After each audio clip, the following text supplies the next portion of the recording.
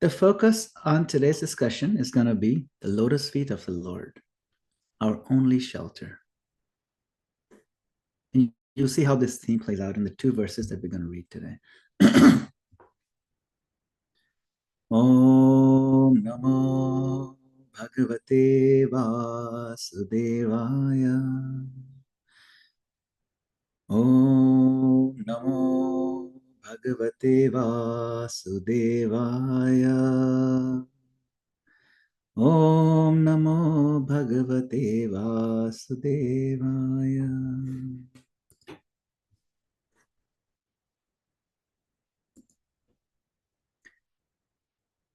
Srimad Bhagavatam, Canto 10, Chapter 86, verse number 30. We'll do 30 and 31. The lotus feet.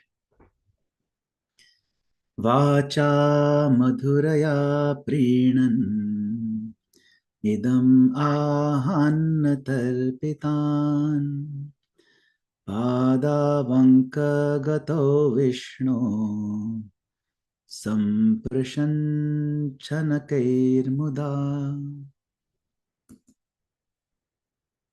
When they had eaten to their full satisfaction, for their further pleasure, the king began to speak, slowly and in a gentle voice, as he held Lord Vishnu's feet in his lap and happily massaged them. Verse number 31. Shri Bahulashva Uvacha Bhavani Sarva Bhutanam Atma Sakshi Swadrig Vibho Athanastvat Padam Bhojam Smaratam Darshanam Gata.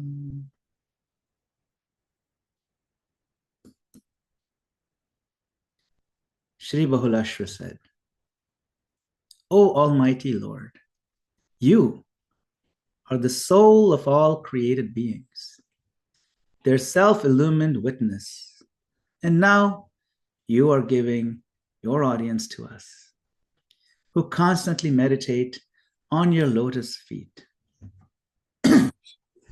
Purport by servants of His Divine Grace, A.C. Bhaktivedanta Swami Srila Prabhupada ki jai. Srila Vishwanath Chakravarti explains, Bahulashva's inner thoughts are as follows. Bahulashva glorifies Lord Krishna as the inspiring soul of all life and consciousness, thinking that even an inert dullard like himself could be awakened to devotional awareness by his mercy. He glorifies the Lord as the witness of all pious and impious actions, confident that the Lord remembers whatever little devotional service he has ever done.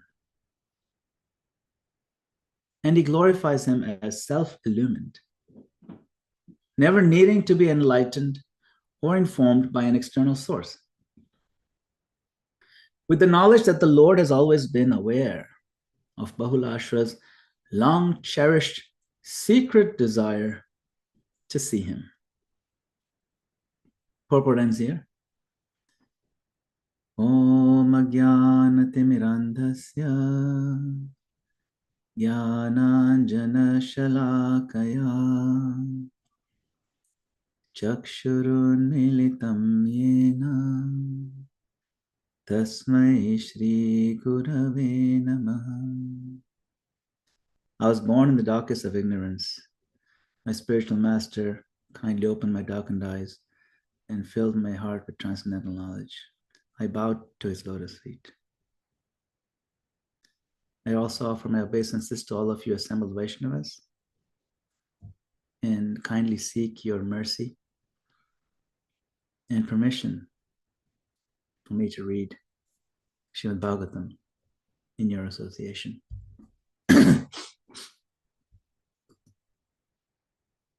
So it is such a blessing, dear devotees, to be with you today, to dive into one of those golden moments from the 10th canto. The kind of story that makes you fall in love with Krishna all over again. So we're in chapter 86, where Lord Krishna, it's the same Lord Krishna who lifted Govardhan, who danced with the gopis. That Supreme Lord takes time out to personally visit two very different devotees in Mithila. One is King Bahulashva. He's a royal descendant of Janak Maharaj. He's like 30 generations down after Janak, like 29 generations. It's a great soul in a great lineage. And we know Janak Maharaj, by the way, is listed among the list of 12 Mahajans. So, his line is quite special, Bahulashva. And then there's a poor Brahmana by the name of Shrutadeva, who barely earned enough to survive. Now get this, both were deeply devoted, and Krishna loved them both equally. So what does Krishna do? He expands himself. He literally clones himself and goes to visit both at the same time. That's how much he values a devotee's heart. So you can see how the Lord, he's already expanded himself in everyone's heart anyway. But still, even from an external point of view, he comes outside and he interacts with the devotees in different ways. So today, we are focusing on verses 30 and 31, where the story reaches this beautifully personal scene between the king, Bahulashva, and the Supreme Lord. So let's unpack some of this nectar, and it's a lot of nectar in here. The 3 key points I want to make. The verse is like this: when they had eaten to their full satisfaction, for their further pleasure, the king began to speak slowly and in a gentle voice as he held Lord Vishnu's feet in his lap and happily massaged them. Now just pause and picture this for a moment. A king, someone who commands vast armies and so much wealth. He has the world at his feet. That king now has Krishna's lotus feet in his lap, and he's gently massaging them with great joy and ecstasy. What does this show? This shows that bhakti, it's loving exchange, the service, loving devotional service, is personal. It's not ceremonial. It's not some official state religious ritual. This is relationship. Bhakti is way beyond hollow ritualism. In fact, ritualism is an impediment to devotion. It's the antithesis of love. Ritualism tends to convince us that we have reached devotional service because we're going through the external motions, even though our hearts and our minds may be disengaged. This deception is a time trap. It's a kind of a self-deception. It's a time trap because it traps us in the limitations of the time factor. The deception of hollow ritualism is a seduction that keeps us malnourished while we think that these styrofoam packing peanuts of hollow ritualistic motions that I'm chewing all day will someday make me strong. There's no taste. There's no nutrition. It just resembles peanuts. You get nothing out of it. Namak kar bahir hoy, nama nahi hoy. Bhaktivinoda Thakur says that just the external letters, the characters of the written word of the holy name, that's not the holy name. The holy name has to be uttered with feeling, with connection. It is an offense, right? We know it is also an offense to be inattentive while chanting. And we know that we can go on this way inattentively, disconnected for many lifetimes and not achieve the goal of Krishna Prem. So what we're seeing in this picture of the king massaging the lotus feet of the Lord, it's not ceremonial. It is an exchange of pure love that is very engaged with the heart and with the feelings. Krishna isn't receiving some pompous royal welcome. Of course, it's nice to give him royal welcomes. Everything has to be royal, sure. Everything the best for Krishna. But that's not the point here. He's sitting like your best friend at your house, letting you serve him with your own hands.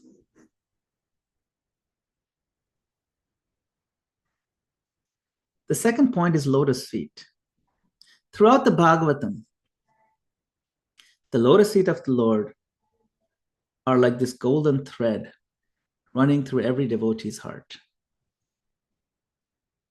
The lotus feet of the Lord represent shelter.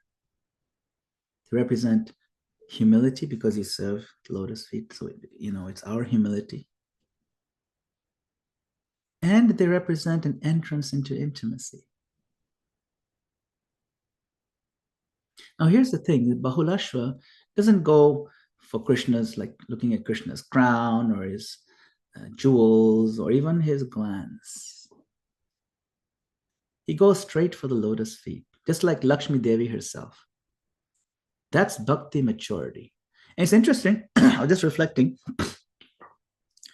The name here used for Krishna is Vishnu. It says he's massaging Vishnu's lotus feet. To kind of drive home the point that this is a scene like Lakshmi Devi worshipping Vishnu. Of course, we know Krishna is Vishnu, but it doesn't say Krishna. It doesn't say Madhusudana. It says Vishnu. It's interesting. So it kind of harkens to that point of how Lakshmi Devi is eternally serving those lotus feet.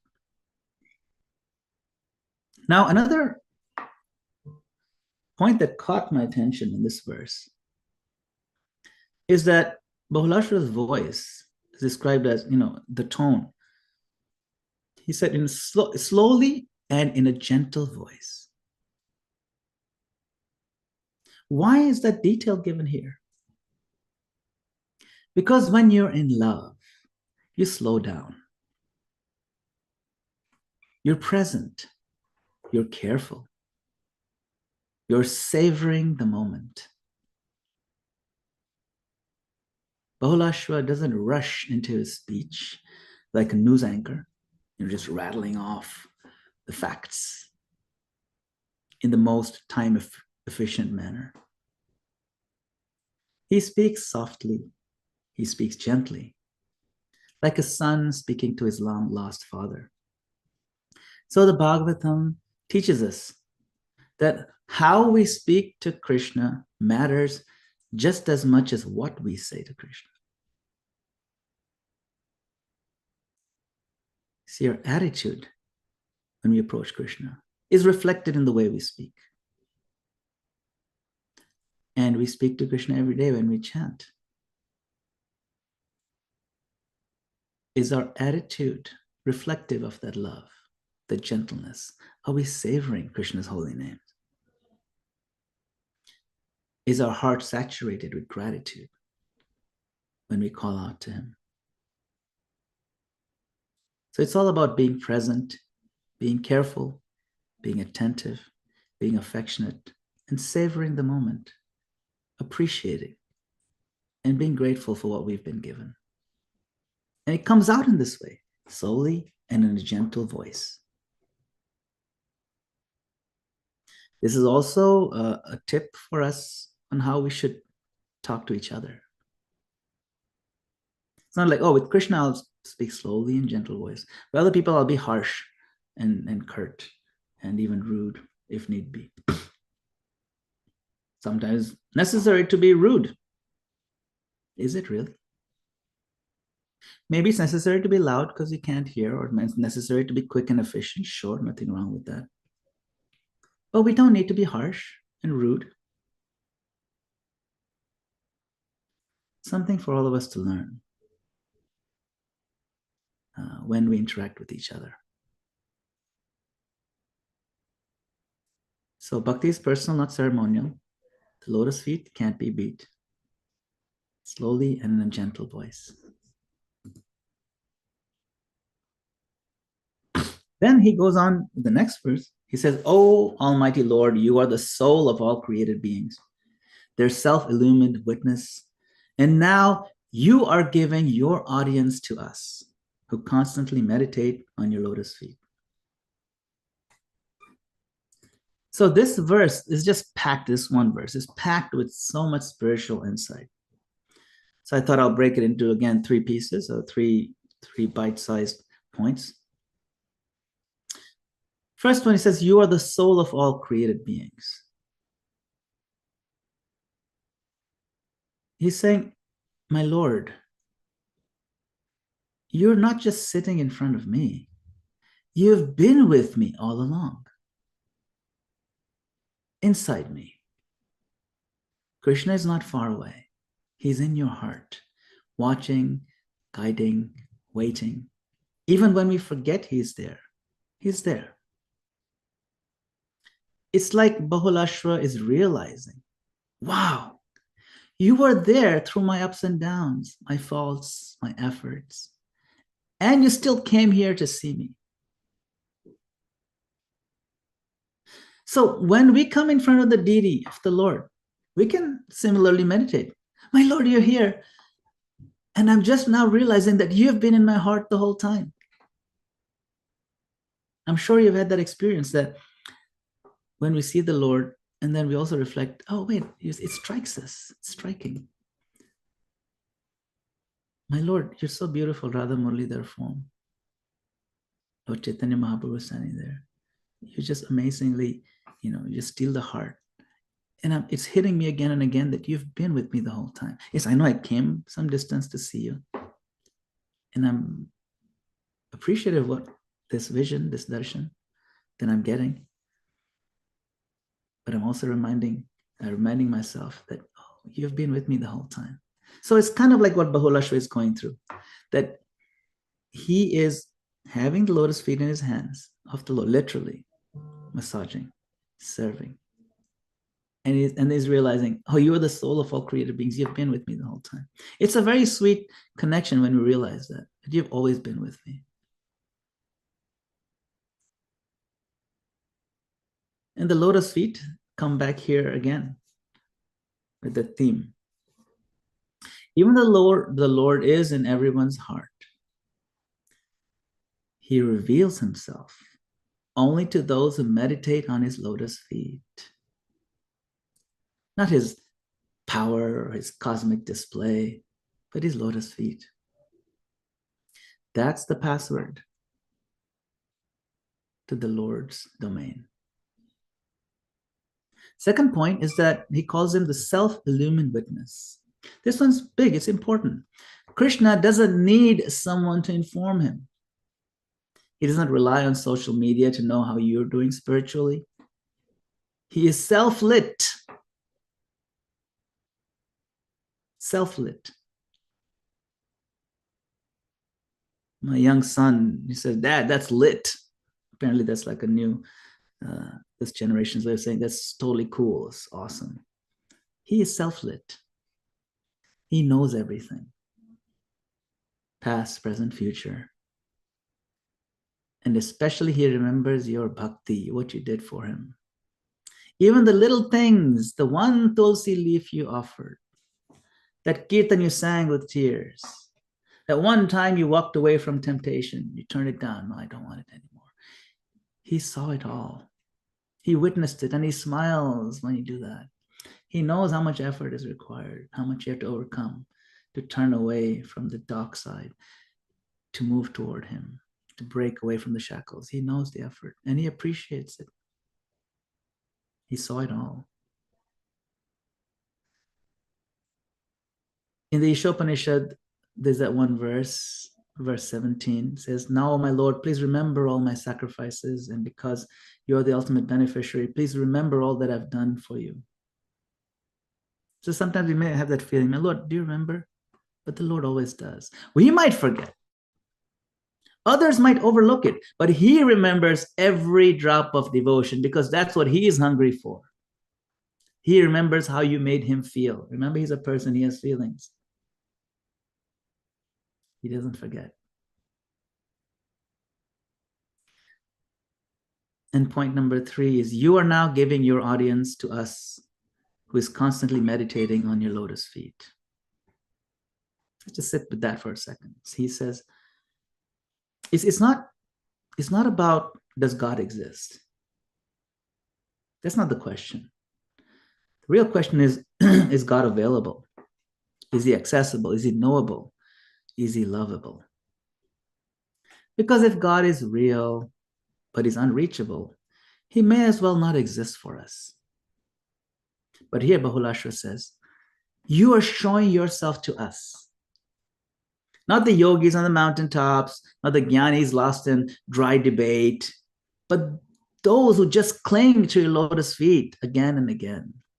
This is the beauty of bhakti. God reveals himself to love, to loyal remembrance, and an active service attitude, not to accomplishment. He says, Bhaktyama abhijanati. I'm known by bhakti.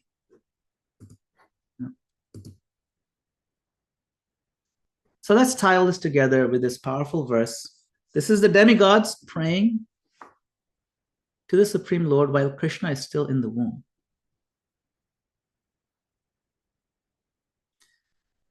They're saying, Yen ye ravindaksha vimuktamaninas tvayasta bhavada vishuddha buddhaya aruhya krichnena param padam tata patantyadhonadrita yushmadantraya.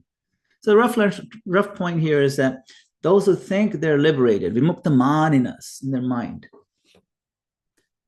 but they don't surrender to your lotus feet.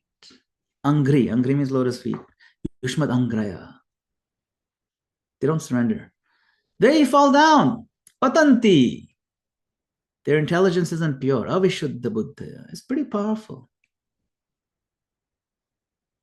The Lord is not even born yet, but the demigods, all these devtas, Lord Shiva Brahma, they know what's going on. They're offering prayers. They don't want to lose any opportunity to offer prayers.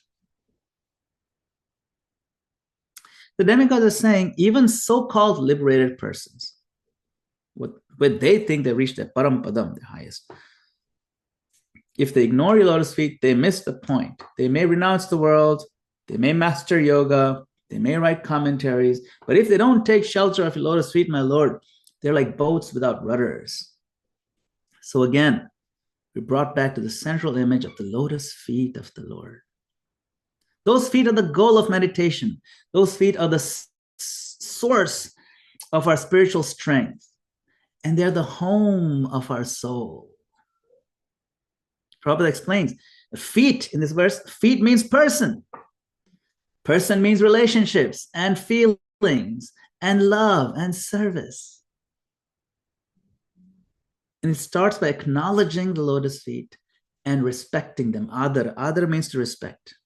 And those who do not respect them, anadrita, this was the verse here, anadrita, they fall down, patanti. So let's bring this home with a few practical reminders. We see King Bahulashra massaging the lotus feet of the Lord. Massaging the lotus feet of the Lord is the same as doing our service with love. Whether we are cooking or sweeping or chanting, we want to picture ourselves at his lotus feet, offering something small with a great deal of affection.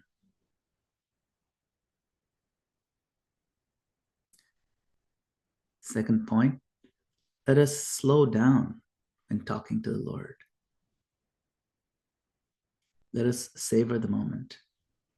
When I say slow down, I mean, your mind's rushing all over the place. Calm the mind down. bring it home. And we chant Hare Krishna, Krishna Krishna, Hare Hare, Hare Rama, Rama Rama, Hare Hare.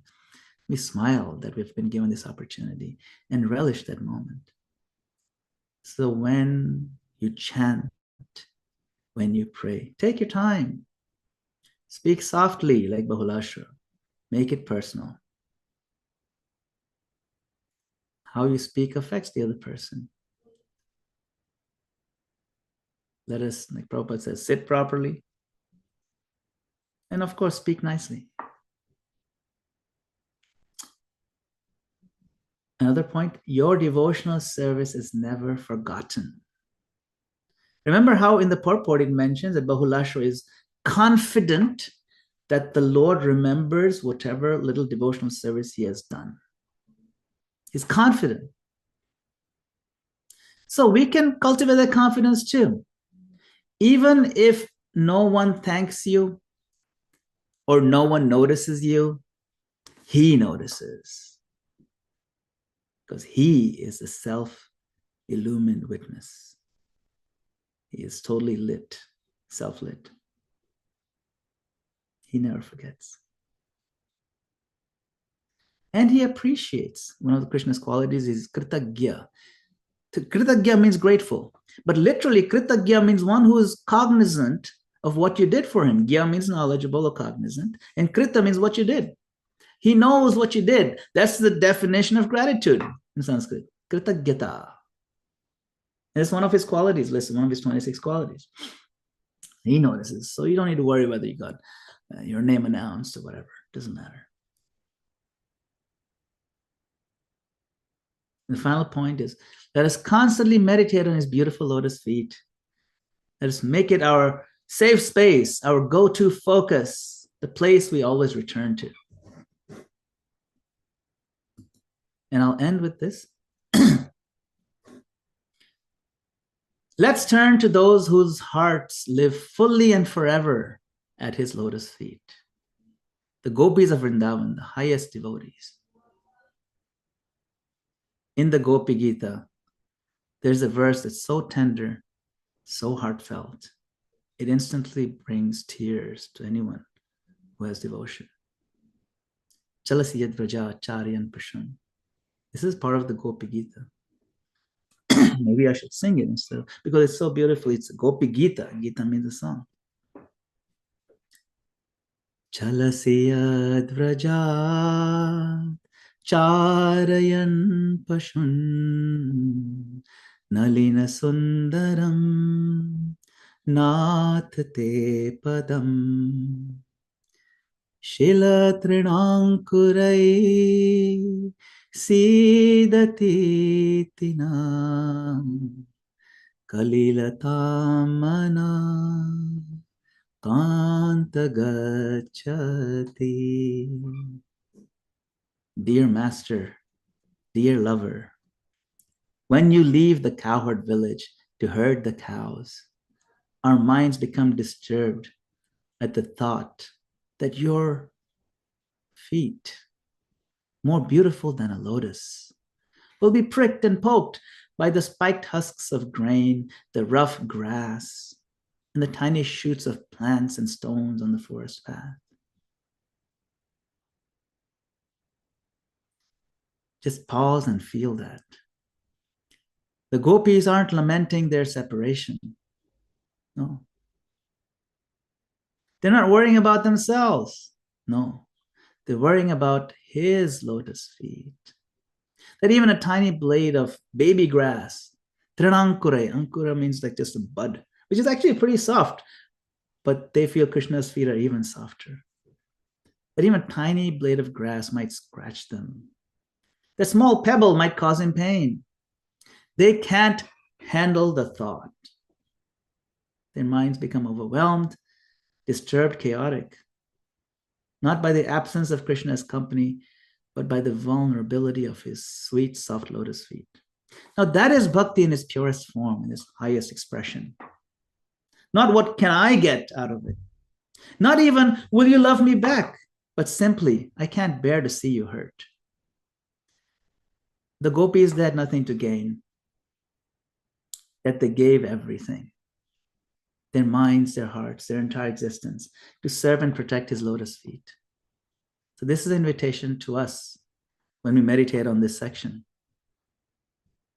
And we can pray that, my Lord Krishna, I may not have the gopis type of pure love, but please at least give me that kind of concern. Let me care about your comfort more than my own. Let me meditate on your lotus feet the way they do, not as ornaments, but as something so soft, so delicate, that even a blade of grass could make me weep. Let's carry that mood as we serve every day, not just offering flowers at the altar, which we should do, but offering our hearts like the gopis offered their hearts and their minds, fully absorbed in your lotus feet. So today, from Bahulashvara's gentle massaging to the Ye Nye Arvindaksha verse about surrendering to the lotus feet, to the gopis' trembling love for Krishna and for every step that he takes, we are reminded that the lotus feet of Krishna are not just a poetic image. They are our path. They are our protection. They are our perfection.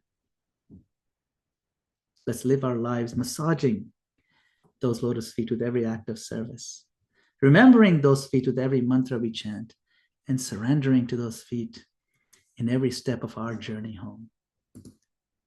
Thank you very much for your time and your kind attention. Srila Prabhupada ki jai. Hare Krishna.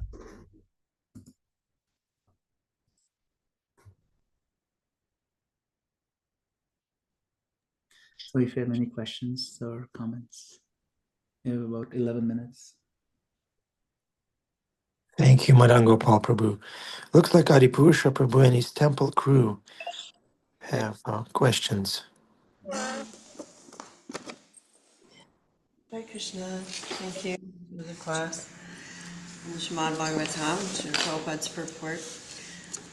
You used the word malnutrition, and for some reason that really just like opened up something within me. I mean, I've been in an association of devotees for over 45 years, and sometimes I still feel malnutritioned, not in the sense of a lack of, I just feel like what I do know about Krishna, there's still so much more that I do not know. So in that sense, I feel some lack. Yeah. And, reading Srila Prabhupada's purports and books have definitely opened up a phenomenal, impression about who Krishna is. However, and even though I still feel him, day to day working in my own life, I still just feel like I haven't tasted it, fully yet, even in these 45 years. Yeah. So when you said when you used that word, for some reason, it just triggered something within me. So, yeah. Hare Krishna. Thank you for your reflection. I think this malnourishment and malnutrition, it's a real phenomenon, and it happens for a number of reasons. One is that primarily it's our own attention, how much affection we've developed, attention we give to our services, and also to our own depth of our conditioning. So when we talk about cleansing the mirror of the mind, there are two components that determine whether we're successful. One is how dirty is the mirror to begin with? In other words, how conditioned are we? And two is how intensely am I working on cleaning the mirror? So both are factors. And so sometimes we may not be very good at what we do, but if we do it long enough, intensely enough, and if we're steady, like you are, then we can make a lot of progress. Hare Krishna. Thank you. Adipurusha Prabhu. Hare Krishna. What a class. What a sweet, sweet subject matter. How many times you mentioned the word a tender affection, and the whispering of your voice is like Hey, Madana-gopāla Prabhu, Adipurusha Prabhu quotes you all the time. Every single time he takes the floor, he quotes you. He's your biggest fan. I'm his biggest fan, so we're loving each other that way, you know. this picture holding Krishna's feet on his lap. I mean, have you ever been anywhere and seen that? You know, that someone had such humility and love that they were slow, like you said, slowly, gently, you know, these words, you know, massaging with warm care. Wow, you know, it's just extraordinary. It's beyond the normal, quote unquote, quality of interaction that we see in this world, where people are, what does it say? Manda sumanda mateo manda bhagya. The age of quarrel is, the age of Kali is the age of quarrel and hypocrisy. There's a harshness, even in affectionate relationships like a husband and wife or parents and children. What to speak of the relationship between the citizens and the government and neighbors among each other.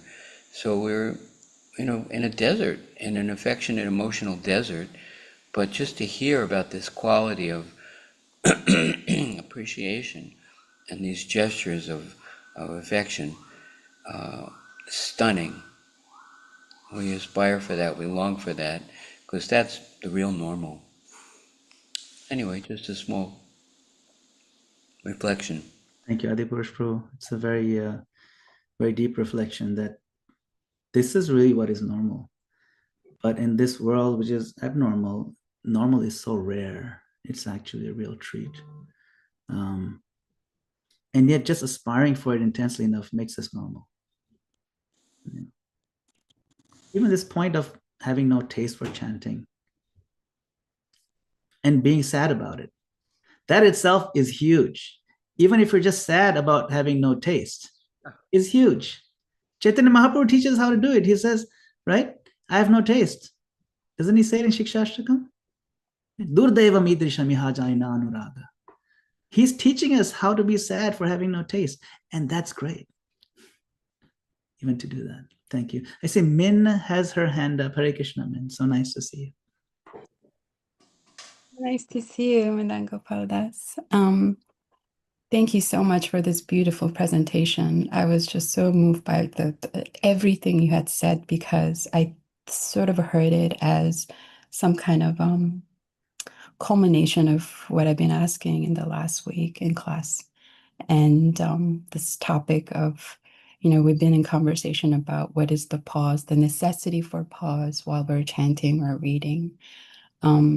And the topic of to know God is to love God. And in the topic of service, I've been thinking about all these. And, you know, I was hearing you when you so sweetly explaining the lotus feet of the Lord and the ritual versus the personal of approach to God. I was thinking how this pause that seems so necessary to think about or feel, not necessarily to think, but feel, to ask us, how do I feel about Krishna? You know, when we're in our practice. You know, I've been thinking, oh, I must do that. I have to do that to integrate what I'm learning, what I'm experiencing. But from your lecture, I'm getting the sense that we could actually get there naturally, that it could spring, that sense can spring from within when we really appreciate Krishna, of how much, even when you said he remembers everything, I was weeping. You know, I forget that he does. I feel like I'm just in my little corner, just doing my own thing, like not, you know, not realizing that he's seeing everything. Anyway, there's so much going on in my head. I just wanted to thank you so much for this beautiful lecture. Thank you very much, Min. I find that also very moving, that quality of Krishna, of his gratefulness. It's not just that we should be grateful to God. God is grateful to us. The story of how one time Krishna had a little cut, maybe a paper cut or something, and Draupadi tore a piece of her sari, small piece, and made a bandage, tied it. And she said, my Lord, oh my God, I have to. Krishna remembered that little gesture. Little sari, little piece. And then Krishna repaid it with unlimited sari when she needed it. Huge.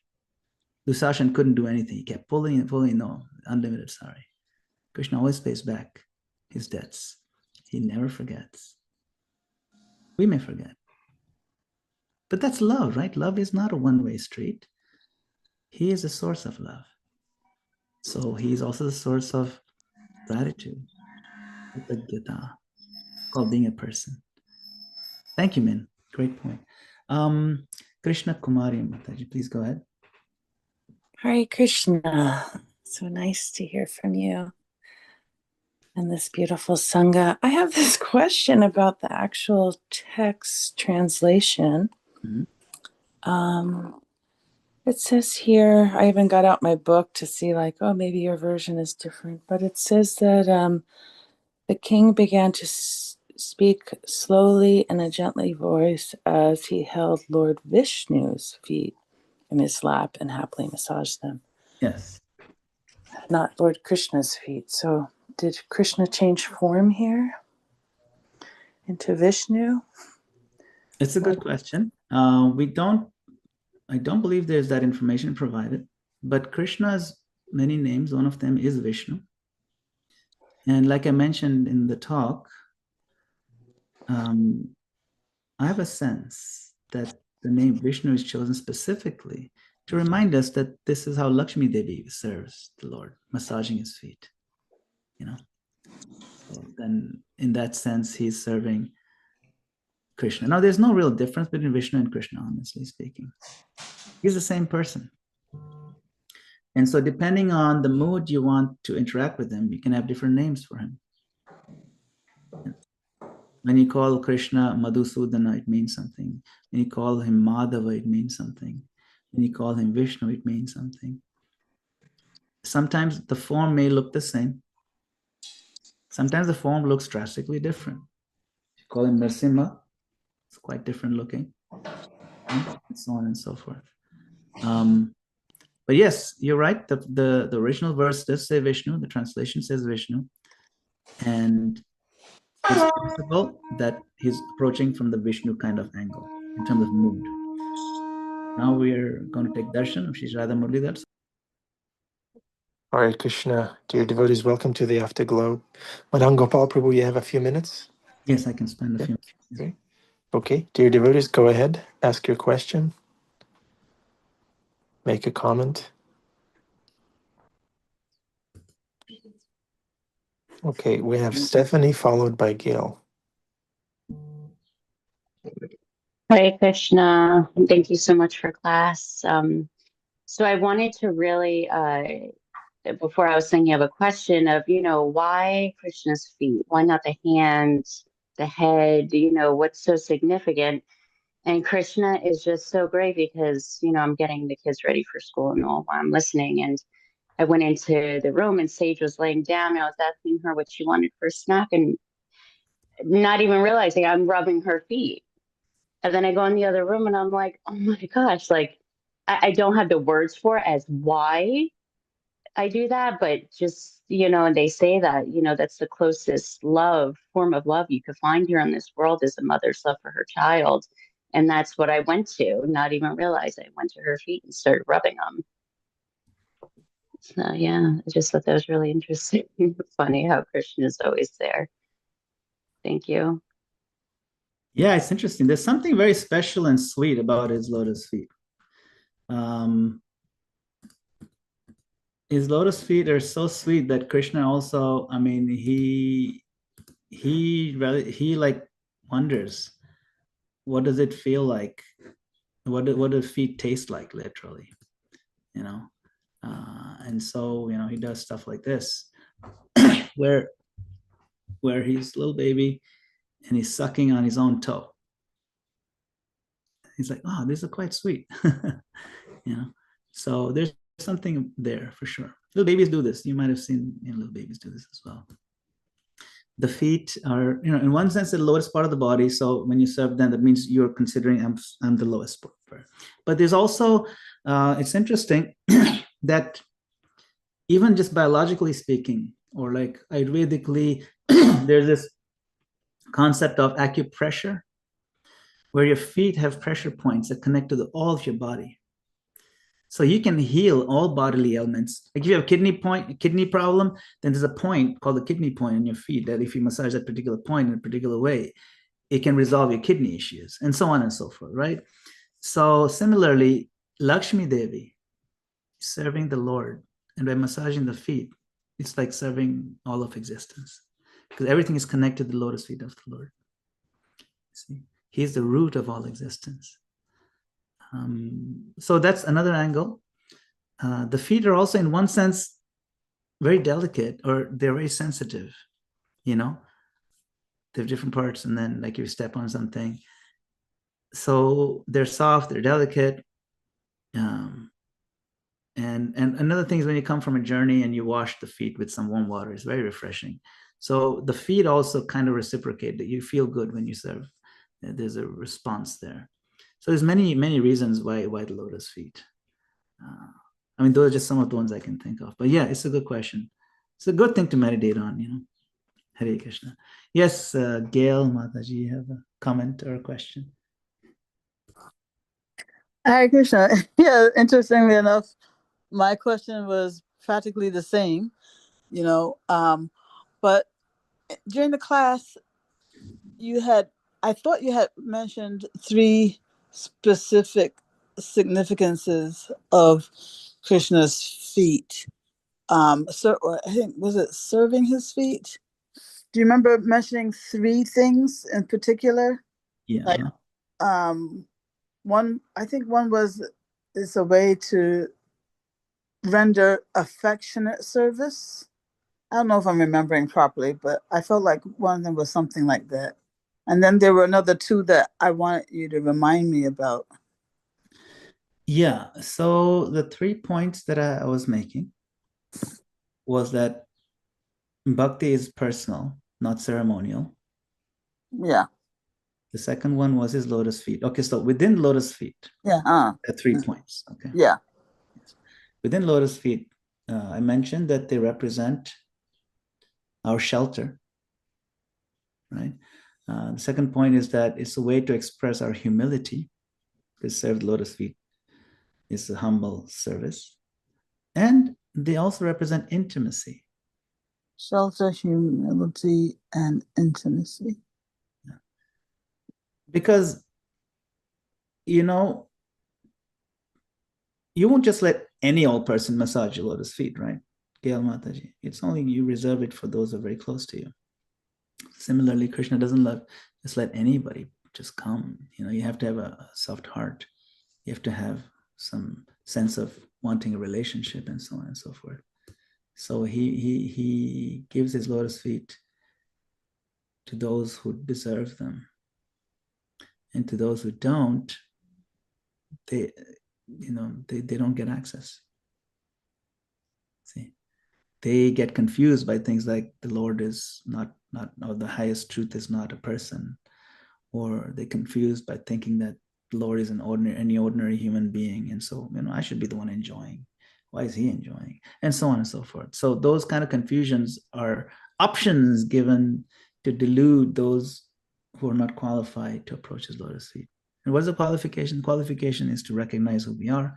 The qualification is to have a sense of servitude, appreciation of our relationship of eternal servant. And if that is realized, then the Lord makes his lotus feet available. So that's why I'm saying it's an entrance to intimacy. It's an entrance to intimate service. So when we do get a chance to serve the lotus feet of the Lord, we should certainly take it. And how about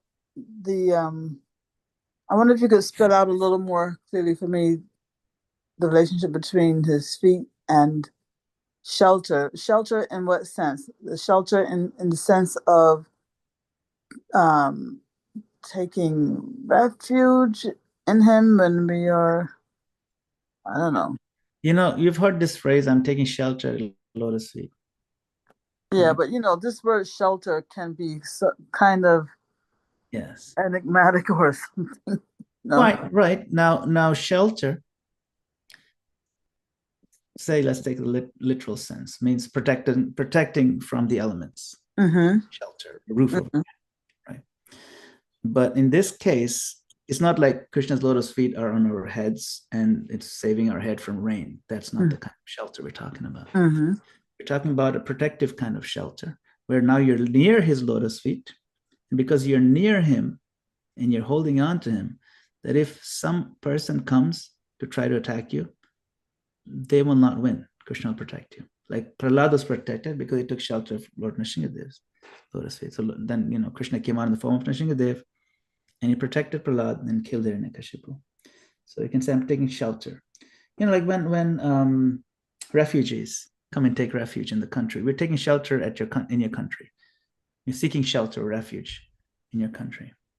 So when we seek shelter at Krishna's lotus feet, what are we seeking shelter from? We are seeking shelter from our insecurities. Now, I no longer feel insecure now that I'm with you. I no longer worry about my maintenance now that I'm with you. I no longer worry about who's going to protect me now that I'm with you. In fact, those are elements of surrender. Right? My maintenance, my protection, those are two distinct elements. Right? Yeah, I was recognizing that when you were speaking. Exactly. So that's what shelter means. Shelter means taking or surrender at lotus feet, that you're near his lotus feet, you're holding on to them. And now all your misgivings, all your negativity, all your insecurities, they're gone. And we're confident. We have a sense of confidence that the Lord protects. Avashya rakhibe Krishna, Vishwasa Palan. That's the surrender.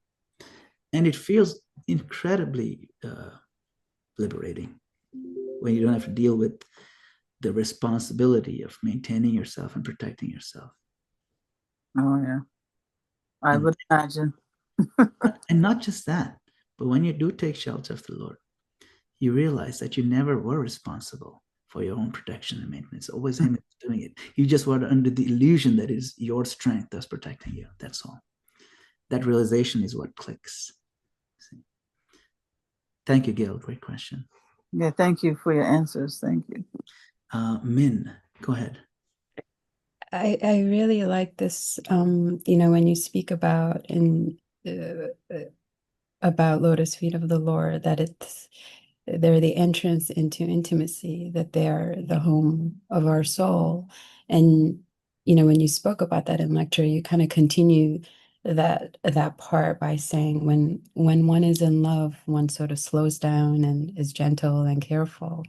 And we're being affectionate and really savoring the moment. So, thinking about massaging somebody's feet, what to speak of Krishna's lotus feet, sure, like you're really savoring it and being appreciative. We're not like, when we're massaging, like, a partner's mom's feet, dad's feet, children's, but we're not like trying to just like do the dirty dishes and get it out of the way, but I want to bring it to the morning practice when I would love it if that's my mood every morning, but there's something in me, not always, but pretty often, I think, where the task of the day comes into my mind and it's already like at the gate, and I'm trying to sort of pull that off. So that sense of a little bit of anxiety, my mind going that way kind of prevents me from really savoring that moment and entering into this intimacy with Krishna. What do we do about that so that we're really there? Yeah, I can give you one tip. I was told, I think it was Mother Rukmini, she described how our chanting beads that we chant on can be viewed as the toes of the Lord. So then now you're getting started with the massage. These are the toes. Oh, my Lord, you're so kind. You give me your sweet toes. Hare Krishna, Hare Krishna, Krishna You can massage the beads, meditating on the toes of the Lord. Ah, there you go. That's your answer. How do you bring that massage into your morning program? It's right there. That's great. Thank you That's so a powerful one. Madana-gopāla Prabhu. I'm going to call all the devotees who aren't in this class and tell them about it. It's such a powerful meditation. Thank you for sharing, Madana-gopāla Prabhu. Wow. Hare Krishna. Thank you for a question. It prompted that. That's a perfect question. Hare Krishna. Well, okay. Final instructions, Madana-gopāla Prabhu. Yes. Please. Final instructions is one important point that I think is important, is very critical for us to keep in our mind, is let us not get sidetracked or seduced by the promise of hollow ritualism. Whatever we do for the Lord, find ways to immediately bring some affection in it, personal connection. Find ways to shed a few tears every day of appreciation, even remorse. Just, I wasted my life, my Lord. Some tears, if you can do that every day, find a way to do it. As we'll get stuck. We're not nourishing the soul if you're not crying tears. When the tongue is dry, no matter what you put, even if you put salt on it, you won't taste it because it's dry. You need that liquid agent. The tears are that agent that gives us taste for Krishna consciousness. So keep that in mind. Don't go for hollow ritualism. Kick it away and embrace the Lord and beg for mercy that my Lord give me some taste. That's my final thought, parting thought. Please forgive me if I've made any mistakes. Feel free to send me a correction also. I live to be corrected. And I appreciate all your kind association and your kind attention during this class. Thank you very much. Srila Prabhupada ki jai. Hare Krishna. Madana-gopāla Prabhu ki jai.